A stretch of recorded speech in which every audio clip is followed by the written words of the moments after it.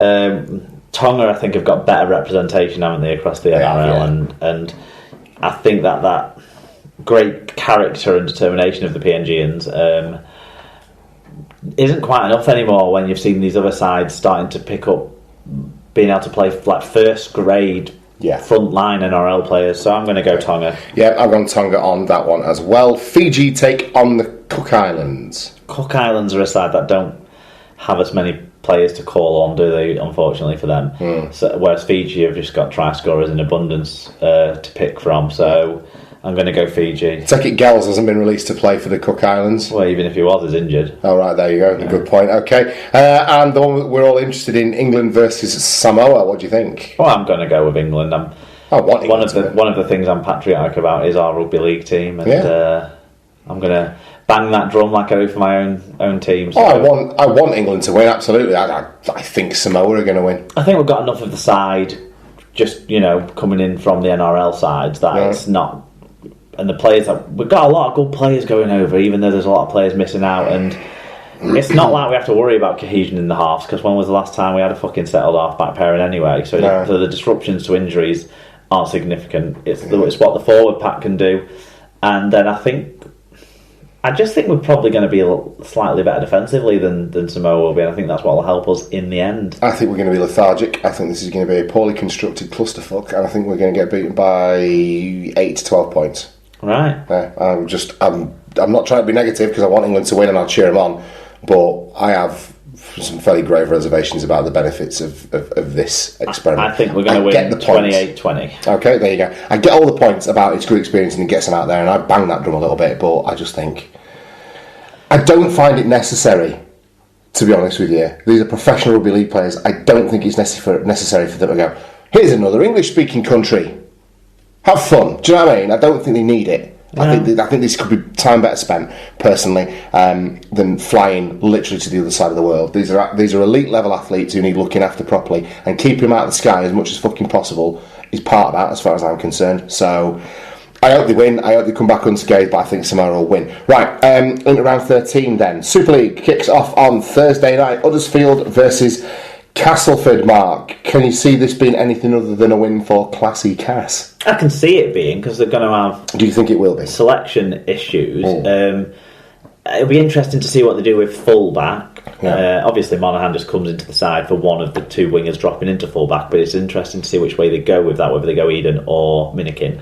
I think I've been clapping on Minikin. In the halves, they're maybe going to have to slip McShane into the halves alongside Rangi Chase. I don't think they lose. They lose obviously quite a bit there, but I don't think they lose enough to lose out to this, because McShane's he's such a useful player, and the utility of Paul McShane is a massive, underestimated quality in that cast side. I think you slip Milner into hooker, he can do 80 minutes there, and you bring Oliver Holmes into the side, so you just either slide Millington into the right second row where McMeekin's been, or you put Senny Lafayette in there, or Junior Moores plays a bit more minutes and plays a bit back row, and you've just got weapons. What they've got is they've got players who can create all over the show, so I'm not so worried that they're missing some of their creative weapons like Gale and Hardacre. Yeah. So I still think they'll be good enough to beat Huddersfield. It depends. If Huddersfield can carry the motivation feeling with them, then they might be a bit more to be reckoned with. But I'm going 26-18 in favour of the Tigers. Yeah, I can't see a great deal of difference between what you just said and what I think, to be honest with you. Castleford are a much, much better side, even missing some of those key players. 30 points to 12 I'm going for, in favour of Classy Cass. Warrington take on St Helens. How do you pick a winner out of these two showers, Mark? It's tough. What do you say? I've gone Saints, and in the interests of full disclosure, I've gone Saints for my own predictions positioning, really, because I think... What a fucking Dargana move that is. It is an absolute... it is about playing it safe at this point. I want to ensconce my 1 point lead. My inclination is Warrington to win this, but they've just been so garbage and hit and miss that Saints could just as... I mean, both teams could just as easily turf up and be absolute world beaters as they could turf up and be absolute showers. But last week Warrington lost, and last week Saints won, and I think Saints are probably just about on that, a bit more of an uptick than Warrington, so I'm going to go for a Saints win. But just toss a coin. 22 points to 16. The biggest excitement for me with this being on Sky TV is to see two players. Yeah. I was going to say to see the packs going up against each other, but that's not going to happen either, is it? No, because who knows? Chris Hill's out and Alex Walmsley's is out. There you go.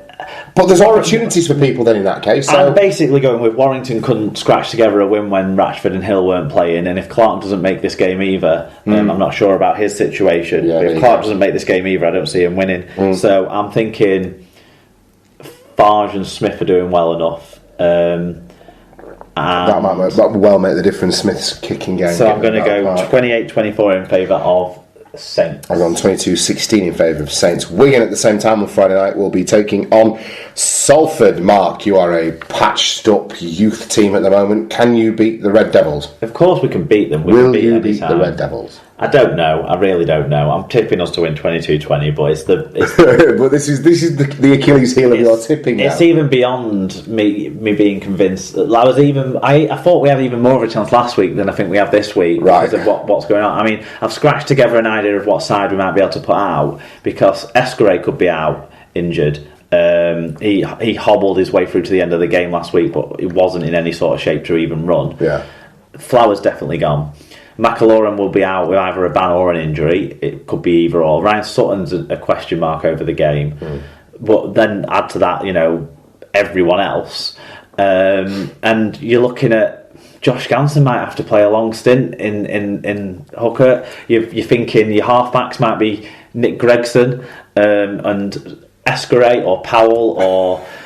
I don't know. It's not funny, is it, really, for you at the minute? Outside backs, fucking put names in a hat.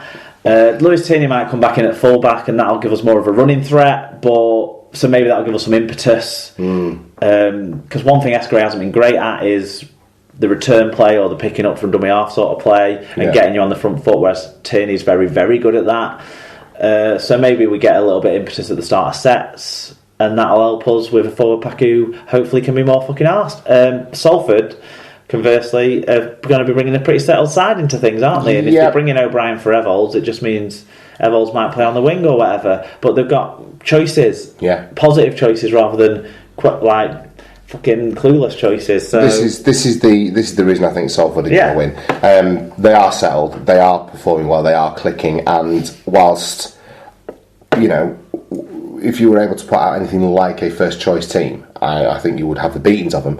You just are so ripped up at the minute that I don't think you will. I do expect a spirited performance from Wigan. One thing that you can usually, not necessarily last week, but usually say about Wigan is that even in defeat, they do work hard and they do play for the badge, and they do have that Wigan ethos, especially with all these young kids coming in. But I just don't think that on its own is going to be enough, given how seriously torn up you are with injuries. So Salford win. There's 22 points to 14 for me. Which takes us to 5 p.m. on Saturday afternoon when down in the south of France, the Leeds Rhinos will take on the Catalan Dragons. Catalan are hit and miss, and they do have Greg Bird back, but I think Leeds will lift themselves up from the blip against Huddersfield and register a fairly comfortable 28 points to 10 win against the Dragons. An underestimated and appreciated player this season has been Richie Myler. Catalan is right up there in the try-assist charts. Got a better strike rate of setting up tries than Luke Gale has got, but obviously his general overall influence maybe hasn't been as strong as the half Luke Gale. I'm not suggesting that for a second, but I'm saying on the numbers he's setting up plenty of tries. And with Greg Bird, there's leadership in the pack, there's a drive in the pack, but Leeds have always shown a really good ability to get in and out of Catalan, so I'm going to tip Leeds. 30 points to 20, although it might be interesting to see what they do in the centres. Okay, Saturday afternoon at 6 p.m. then, up at Lee Sports Village, the Centurions take on Wakefield Trinity. I don't see an high score in this one, but I do see a Wakefield win. Lee, I don't know where the next win's coming from for Lee, given the way that they're performing at the minute. I think they are not producing enough in attack for me, and they've lost that forward impetus that they used to have at the start of the season, where they were coming out and blowing teams away. And I think Wake have got enough across the park to see them off, but I see this being a fairly turgid one. So 12 points to 8 in favour of the Trin. I think Wakefield's pack are sort of outperforming my expectations of them somewhat, and Lee's pack are just sliding like the old men that they are. So I find it hard, like you, to tip a Lee win. It could come at this game because Wakefield aren't a perfect side by any stretch, but I'm finding it so hard to tip a Lee win, even though I think it could happen here. So I'm going to go 26-16 in favour of Wakefield. Okay. Final game of the weekend sees Widnes take on Hull FC. Need we bother with this? No disruption to the spine of that Hull FC team. Maybe Danny Houghton comes back in. Yeah. The only loss out there is Scott Taylor, but Liam Watts comes back in. Yeah. So I've got no qualms with picking a reasonable Hull FC win, 28-14. Oh, far too good across the park for me. They'll win bigger than that. 32 points to 6. Sorry, Widnes fans. But you must not forget to make your Super predictions like I did this week, although I was on holiday. Or make changes to your dream team lineups. It's a new month, kids. You've got a whole new pile of transfers available to you. And you can follow all this weekend's action as it happens with our friends at SL Clubs on Twitter. Big fans of the Super League pod and give us a lot of support. So please get around them and use them to keep an eye on what's going on elsewhere in Super League. Championship game of the week, Mark. Well, I've gone with Rochdale Featherstone because there wasn't too many tough-looking games to pick. Yeah. And if you remember early in the season, Rochdale edged a nail-biter against Fev, so I just thought maybe maybe they can repeat that. They pitched quite well against each other now. That's an exciting one. And the League One Cup semis. No, it's not the League One Cup semis. League One Cup semis. I didn't change that to say League One Game of the Week. League One Game of the Week. I've gone with Doncaster against London Scholars just because of the closeness in the table. It's the highest up teams that are close to each other in the table that are playing this week, but special mention that is the first Toronto home game. Okay, fantastic. Well, there you go. That is your Super League pod for the week. All that remains for us to do now is to wrap up the show.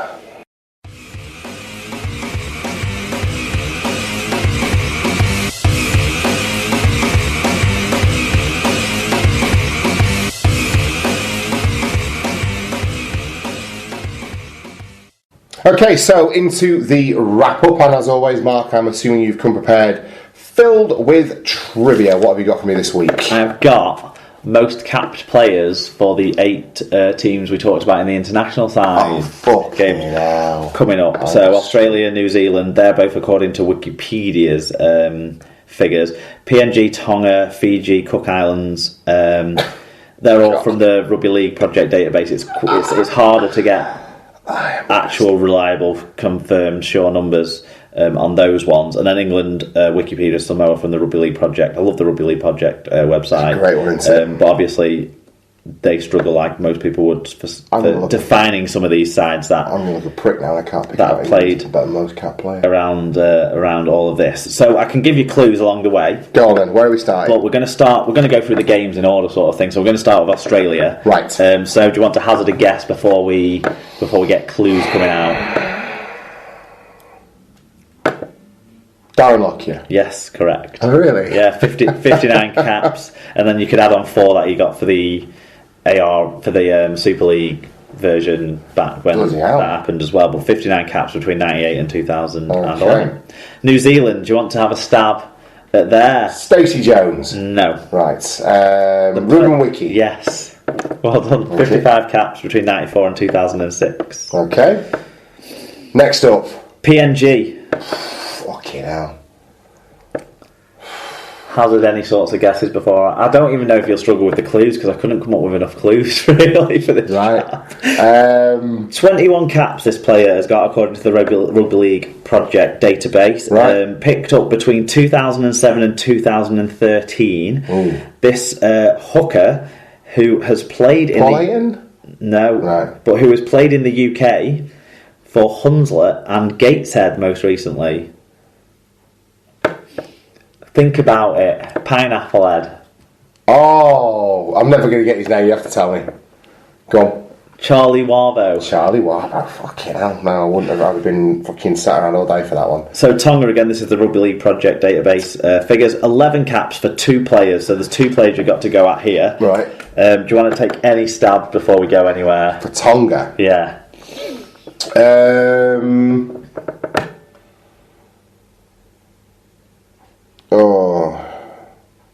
Sekamanu, Frank Pritchard, will them play for Tonga, don't they? No. Sekamanu is a Tongan international, but no. And the other one, what did you say? Frank Pritchard plays for Samoa. Yeah. Go on then, who is it? Okay, so the first one. Alright, we've got clues, cool. Played between 2006 and 2015. This forward, who had spent 1 year in Super League at Cass in 2006, as well as NRL spells either side of that for Penrith,